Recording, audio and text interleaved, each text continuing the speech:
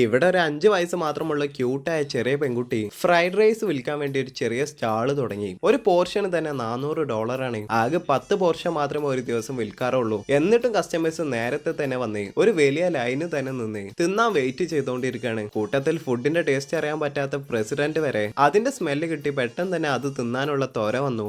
ലൈനിൽ നിന്നാൽ ഫുഡ് കിട്ടില്ല എന്ന് മനസ്സിലാക്കി പെട്ടെന്ന് അവന്റെ ഡ്രൈവറോട് ഒരു കെട്ട് ക്യാഷ് അവിടെ വിതറാൻ പറഞ്ഞു. എല്ലാവരും അത് വാരിയെടുക്കുന്ന തിരക്കിൽ പ്രസിഡന്റ് പെട്ടെന്ന് തന്നെ ലൈനിൽ ഫ്രണ്ടിൽ കയറി നിന്നു. പെൺകുട്ടി ഇപ്പോഴും കുക്ക് ചെയ്തുകൊണ്ടിരിക്കണേ. അങ്ങനെ സ്വർണ്ണ കളറിൽ തിളങ്ങുന്ന ഫ്രൈഡ് റൈസ് അവൾ കുക്ക് ചെയ്തു തീർത്തു. പ്രസിഡന്റ് അതിൽ നിന്ന് കുറച്ച് കഴിച്ചതും അവനാകെ സർപ്രൈസ് ആയി. ഇപ്പൊ ടേസ്റ്റ് അറിയാൻ പറ്റുന്നുണ്ട്. അതേ ടൈമിൽ തൊട്ടടുത്ത് റെസ്റ്റോറന്റ് നടത്തുന്ന ഒരു പോത്ത് പോലത്തെ ചെങ്ങായി വന്ന് ഈ ചെറിയ പെൺകുട്ടിയെ കുക്കിംഗ് ചലഞ്ചിന് വിളിച്ചു. അതിൽ തോറ്റുപോയാൽ ഞാൻ ഈ റെസ്റ്റോറന്റ് തന്നെ നിങ്ങൾക്ക് എഴുതി തരാമെന്ന് പറഞ്ഞു. അതിനായി ആശാന് വലിയൊരു ഫുഡ് എക്സ്പേർട്ടിനെ തന്നെ ജഡ്ജിയായി കൊണ്ടുവന്നിട്ടുണ്ട്. അയാൾ ഈ കുട്ടിയെ പരിഹസിച്ചുകൊണ്ടിരിക്കുകയാണ്. പോരാത്തതിന് അവനും അവൾ യൂസ് ചെയ്യുന്ന ഇൻഗ്രീഡിയൻസിനെ തന്നെ ഒന്നിനും കൊള്ളാത്തതാണെന്ന് പറയുന്നുണ്ട്. പക്ഷെ അവിടെ പോയും കുക്കിങ്ങിൽ തന്നെയാണ് ശ്രദ്ധിച്ചുകൊണ്ടിരിക്കുന്നത്. ഓപ്പോണന്റ് ആദ്യം ഫുഡ് ഉണ്ടാക്കി കോൺഫിഡന്റ് ആയി ജഡ്ജിന് ടേസ്റ്റ് ചെയ്യാൻ കൊടുത്തു. അയാളും അതിൽ നിന്ന് തിന്നു. നന്നായിട്ടുണ്ട്. ആ കുട്ടിയുടെ ഫ്രൈഡ് റൈസ് കഴിച്ചതും അയാളും അയാളുടെ ഫുഡ് വ്ലോഗ് ജീവിതത്തിൽ ഇത്രയും ടേസ്റ്റ് ആയിട്ടുള്ള ഫുഡ് ഇതുവരെ കഴിച്ചിട്ട് പോലുമില്ല.